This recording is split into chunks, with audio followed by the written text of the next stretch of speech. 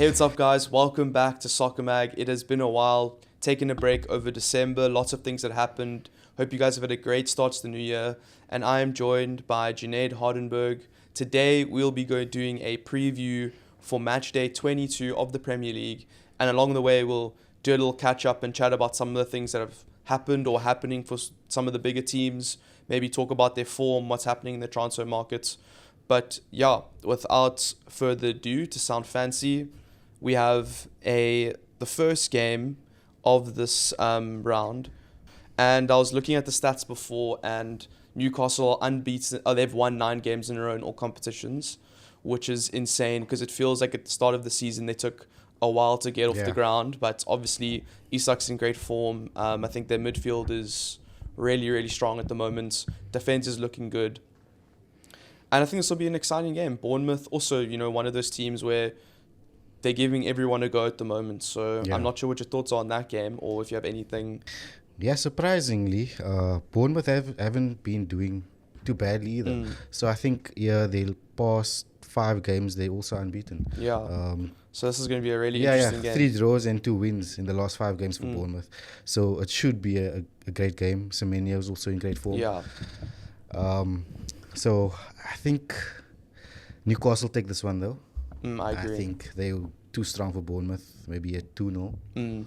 I think Bournemouth will definitely have a go at it. I don't think it's going to be easy. Yeah. Maybe a 2-1 to Newcastle, give Bournemouth a goal. But, I mean, Newcastle have been in such good form, I don't think you can really go against Newcastle them at home is another gravy. We've seen whoever goes there kind of gets massacred at the moment. So, 2-1 Newcastle. You said 2-0 Newcastle. 2-0, I just don't really see, as good as Bournemouth have been and as much trouble they cause teams, I just think Newcastle are too good at the moment. After that, we have Brentford versus Liverpool. And we both are Liverpool supporters, so we have some skin in this game. Yeah. And I don't know what your thoughts on Liverpool have been recently, but it's starting to feel a little bit edgy. Yeah. I think the start of the season was so good, and our run we were perfect. Other than that Nottingham Forest loss, It's been amazing. Yeah.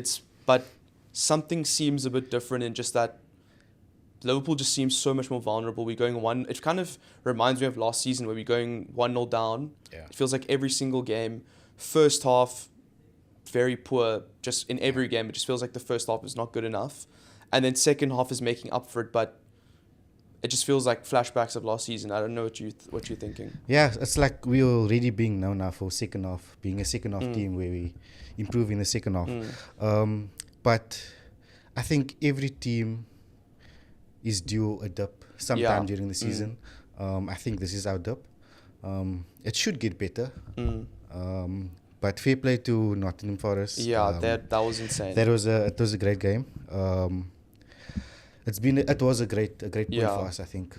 I think looking back. I mean, I feel like since Forest have rejoined the Premier League, they haven't been a great team. So it's like you're thinking it's Nottingham Forest, Liverpool should win this game. But then we were going through their form, and they won 7 games in a row or 8 games in a row. This is the first time they haven't won in 7 or 8 games. So I mean, they're in 3rd place. They are a proper team this season. And just in that first half, going with Liverpool started really well, but going back to that point of Liverpool's defense was so solid at the start of the season. It kind of feels like now that when a team gets a chance, they score, and that's literally exactly what happened against Forest. There's just space there that wasn't there before, or players aren't following. Like Van Dijk didn't track Chris Wood there properly, or Trent didn't come back. Yeah, Konate was he was completely high up. So those kind of things are a bit worrying. And then I think also the worrying thing was that in that first half, Liverpool, after the first 10 minutes, after they went 1-0 down, Forest just sat. Yeah. And it felt like Liverpool could do nothing. It was like try, break through, but there was the only areas there was space were for Robertson, for Konate and Van Dijk. It just felt like they were letting them pass through that area, and Robertson's ball in. And I mean, Milinkovic, all the defenders are so big and good in the air that it felt like we were whipping crosses in.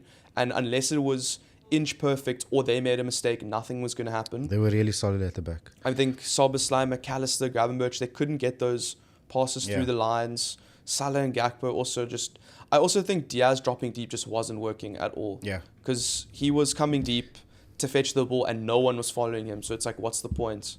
They were just literally like 5-4 But the Like, thing it was- with him is also he was the only one that was trying to create something in that Mm. midfield. Yeah. So I think that's why he was dropping deep to Mm. try and push up. I wanted to ask you about Allison because I've seen online there's been a lot of heat. He probably could. I Apparently- think he maybe could have done it a little Not more. only for the goal, but for the past few games since he's been back. Mm. Like he's been letting in easy goals, Mm. like stuff that he should have saved. Yeah. And like for a lot of the games, he'll receive maybe 1 or 2 shots that he needs to save, but Mm. his ratio is like he's letting in the goals that He usually stops. he usually stops, and the shots that they're getting on goal, they're scoring. Yeah, from, I think I like, on saw that. a stat that was like, of the last 14 shots he's faced, he's Yeah. conceded 9 or something. Yeah, which is it's like, high. that's crazy. That's really, really bad. And I mean, obviously, some of them, I think, like, for example, I don't know, like some of the goals we have conceded, Allison can't stop everything. Yeah. It's impossible. Some of the shots are really good, and that Chris Wood one, that was difficult. Chris Wood's also in fantastic form. Yeah, But it's like, that's what, they had like 2 shots the entire game. exactly, and they scored. From And then one they of it. scored from one. They scored from Yeah. their first shot of the game, and it's like, those are the things. If Kayla comes in, I don't think you'd do better. But I think also it goes to the point of that. I think we were lucky in the first, say, 15 games of the season because Kayla was making insane saves. Saves. Like some of the saves he was making were like, that's a goal. And then Allison also usually does that as well. So I think now going through this period, our defenders aren't protecting the goalkeeper enough, and the goalkeepers are not making those goal-saving. I think a big part of the defense also was because of the rotation. So when Konate got injured, Kwanzaa, Gomez. Slot changed that back line a lot. So we had Kwanzaa in there, Yeah. we had Endo in there. Yeah. Gravenberch played also in Yeah. the cup at the back, I think. Yeah, I Was know it he in the did, yeah. cup? Oh, I mean, after he subbed Konate off, yeah, he put Gravenberch there Yeah, pretty much, exactly. basically. So, I think that's also a big no, part of it. 100%. because that consistency isn't there. So And I think you can see also that Konate, since his injury, isn't back to that Yeah. level yet. But Brentford, we actually spoke a lot there, but it's like, going back to the point of Brentford, this is an opportunity now to get that gap back on Arsenal, because Arsenal are knocking on the door. We'll go into that more when we get to their game. But Liverpool can't slip up again. I think they've dropped points 4 times in their last 6 or 7 games. And the slump needs to end now. yeah, Like, it Brentford's needs to a tough end. team. It is. They It drew against is. City in the last round. So Yeah, I mean, and I think they came back from 2-0 down. Yeah. So it's not going to be an easy game, and I think there are no easy games in the Premier League unless you play Southampton or Leicester, pretty much. Yeah. But So prediction? I'm just going to have to go for 2-1 Liverpool. I think Brentford are going to make it 2-1. tough. I don't know. I agree 2-1. Maybe they'll score a set piece or something, or they'll probably do what Forest did. Yeah. Put us under pressure straight away, see if they can get anything. Get an early goal. Then get an early goal and just close defend, shop, yeah. like throw the keys away. So, and I think Brentford have that. I mean, Mbuemo's insane, Wiss is insane. So they really could hurt Liverpool, but I'm just 2-1. Just give me a 2-1. That's 2-1. all I want. Agree. After that, we have Leicester versus Fulham. And looking at Fulham have also, they're similar to Bournemouth in that they're taking points off the top teams. They're playing well in, a lot of, like, they are a very good side, and they maybe don't win every game, but They're a good team, they do something every game. Yeah. And Leicester, I think they've lost 5 or 6 in Yeah. a row. Like, there's no way I think they're going to get anything from this. I think Fulham maybe a is- 2-0 Fulham. Fulham's too strong for Yeah. them. 2-0. Yeah. Agree. 2-0. Okay. Same. Then we have West Ham versus Palace. And again, like, this is also bottom half of the table. It seems like both teams have sort of stabilized from Stabilized where somehow, they yeah. were at the beginning of the season. But West Ham still, I think, they do concede a lot of goals when they concede. And I think Palace, they're in a bit more, like, their goal scoring form, they found it a bit more. Mateta scoring goals. Yeah. Maybe a 2-2 or maybe, I think, a 2-1 Palace, I think a 1-1 draw. A 1-1. Yeah. Okay. Then we have a massive game. I think Villa in great form against Arsenal at the Emirates. And yeah, I think Arsenal have also kind of had that slump, but it feels like it's been the United game in I think it was FA Cup, and then before that in the Carabao Cup, when they lost to, who did they lose to? Newcastle, when they lost to Newcastle. So yeah. like, their slump also has kind of been in all competitions, not necessarily in the Premier League. Yeah. And I think Liverpool have been fortunate in that every time they drop points, Arsenal have dropped points. Yeah. So I think that's why the gap has kind of stayed where it is. But 4 points now, and they always say you want the points on the board, even though Liverpool have a game in hand. Yeah. If they slip up against Brentford here, Arsenal could be 1 point behind. Even if you got a game in hand, that pressure it's completely changed within a week. You went from potentially going 10 points clear, 9 points clear, to 1 point ahead. Yeah. That's what I'm worried about from a Liverpool perspective. But I think Arsenal, I know they've got injuries, but they still, and there's been the narrative they're struggling to score goals and they don't have a strike, and that is true.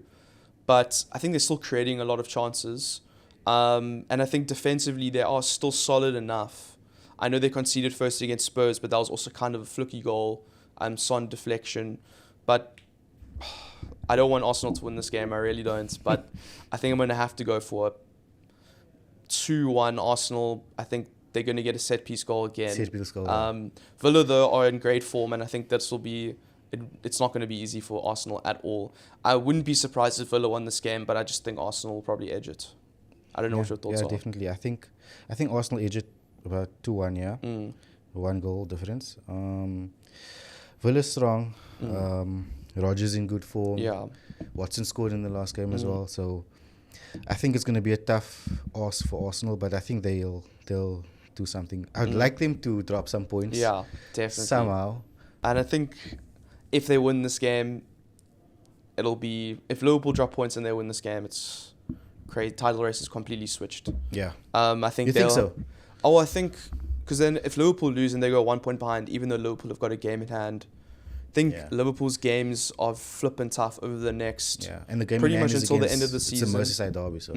So I'm pretty sure it's at Everton as well. So it's like... That's one of the hardest games of the season for Liverpool. So if Arsenal can win and Liverpool lose, I think they'll take that, especially with their injuries. That'll be massive mentally for them. Then on Sunday, we have Everton versus Spurs. I'm pretty sure it'll be, David Moyes' second game in charge since returning, which is crazy. Yeah. Feels like we're back in like 2012 with David Moyes back at Everton. But Spurs has been on a horrible run. I mean, I think they're only 6 or 7 points ahead of Everton, and Everton are almost in the relegation zone. And Spurs also losing, conceding every week. I know they have injuries, but... Yeah, they've got 1 point in the last 5 games. Yeah, they surely have to beat Everton, though. They have to.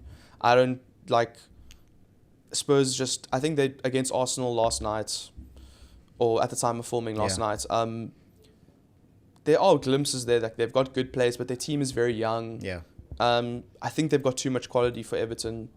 So maybe 3-1, 3-2 Spurs. 3-2 Spurs. I think if Everton get anything, it's going to be similar to get a goal and just hold out. Yeah. Because I think Spurs will have a go at, every game we know what they're going to do. Yeah. You know, Spurs is like lose, win, that kind of thing. I think a 3-1 for Spurs. Yeah. They do a win in the Premier League. They do. Yeah, they do it. So when they do win, it's quite impressive. So I think a 3-1. And Everton, again, they're not... They've stabilized a little bit, but they're not looking that great. They're not there yet. So. Yeah. Then we have Man United versus Brighton. And this is an interesting game because it seems that the mood at United has completely shifted. I mean, they have gotten good results, knocking Arsenal out, drawing to Liverpool. Then they're playing Southampton this evening, which I think realistically they should win that game. Should win, yeah. But it'll be... I think the positives for United is that their mentality looks a lot better. Watching the game against Arsenal, putting body on the line, everyone running back. We haven't seen that from United for a long time. And I think Amarim's definitely doing something there. There's a lot more fight. Maybe it's easy to hype yourself up for Arsenal and Liverpool. Yeah. So it'll be interesting to see how they approach this game. I think Brighton are probably going to be ruthless and just go for it. See what they can do. See if they can put them under pressure. So I think United have to win this game. And I think it feels like the positivity is a bit fragile in that United get beaten at home at Old Trafford. It's back to square one. What's going on here? We're so bad. These players are everyone sucks. This new manager sucks. I think United are going. I mean, they've kind of been doing that forever. United fans are like that. They're working on a thread, yeah. And I don't know if they're ready to beat Brighton. I don't know if the team. I think it's easier probably for them to go into the games as an underdog against Arsenal and Liverpool and just fight for that point, sit back, be reserved, like try and counterattack. But I don't think they can do that against Brighton. So I'm going to give Brighton a cheeky 2-0 win here. Just Yeah, just to see what happens. Throw it into the ether and see what happens. Yeah, I think the opposite. I think United 2-0. Okay. I think they need it, and I think they have something to prove. Just after that game against Liverpool, I think I really enjoyed the game. I think because like they needed. We also want our rivals to compete. Yeah, no, for sure. So we want them to take points off the others. I want United to be good in every game but 2 games a year. Exactly. That's what we want. Yeah. So we want them to perform. I think they need this win, and I think a 2-0 is good. Okay. Then we have Nottingham Forest versus Southampton, and realistically, nope. Southampton not getting out of this alive. Let's be real. It's going to be absolutely brutal. I think Forest will, at home, I think it's going to be maybe a 3-0, 4-0 destruction. Chris Wood hat-trick. Yeah. For fantasy reasons, hopefully. I don't know what you think. Maybe Southampton nick a goal, but I don't think so. Not after what I saw against Liverpool in their defense. Forest defense is insane. Yeah, it is crazy. Really the I was really organization was actually. I messaged some friends at halftime, and I was actually like, guys, I don't know what. How do we break through this? It's impossible. And then we were lucky that we got off a corner, which isn't really luck, but it's it was genuinely scary that first 45 watching Forest defend like that.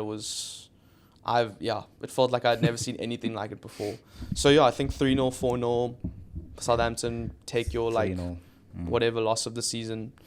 Then we have Ipswich versus Man City, and I think we should say Man City should destroy Ipswich, but Ipswich at home will pose a lot of problems, and City are still so vulnerable. I don't think they want to make signings, but I don't think any have completed at this point. Yeah. And I think also talking about signings for City, it's interesting, our defense is clearly their biggest problem. And I think they're signing 2 defenders, but one's only joining at the end of the season. Okay. Then the main player they're targeting is Marmoush, who's a striker. Yeah. Because I wouldn't say scoring goals is necessarily... It's not a problem. They got Haaland. Why they... Maybe, I don't know, get a Julian Alvarez replacement. And Kyle Walker leaving. Last season you would have said that's a massive loss, but I think this season it's kind of shown... Like Andy Robertson, it's physically that decline where it's you're watching him play and you just can see there's something wrong here. He's not the same player, not as confident. So it's probably the right time for him to move on. But Ipswich could, after watching City blow that 2-0 lead against Brentford, Ipswich could get a point out of this game. They could do something here. I think they've got good attacking players. They're super positive. Maybe a 1-1. I don't know. A 1-1. I think a 1-0 City. 1-0 City, okay. But the tough hard-fought one. Yeah. I think the biggest concern for City is that Ipswich are probably just going to sit deep and counter, which is what City cannot handle. It just feels like anyone with pace getting it, they just have no pace in the back line. So, that just feels like the problem, and I think that's how Ipswich get anything if they do. Then the final game of round 22, we have Chelsea versus Wolves. And this is also an interesting one because Chelsea, since a couple rounds ago, probably game week 15, 16, their form has been terrible. I think they've lost 2, drawn 3 in their last 5. Yeah. And they've kind of taken themselves out the title race here. We were saying that Chelsea could be in and around it, but I think they dropped to 5th now, potentially 5th. And it's just not looking good. They're scoring goals, but also their defense is leaking them. So they've got lots of... I know they've got injuries at centre-back, and they've just recalled Chalobah from Palace. But they should still win this game. I think Wolves are also just not good. They got absolutely... battered 3-0 last night or something. Yeah. I think it was against Newcastle.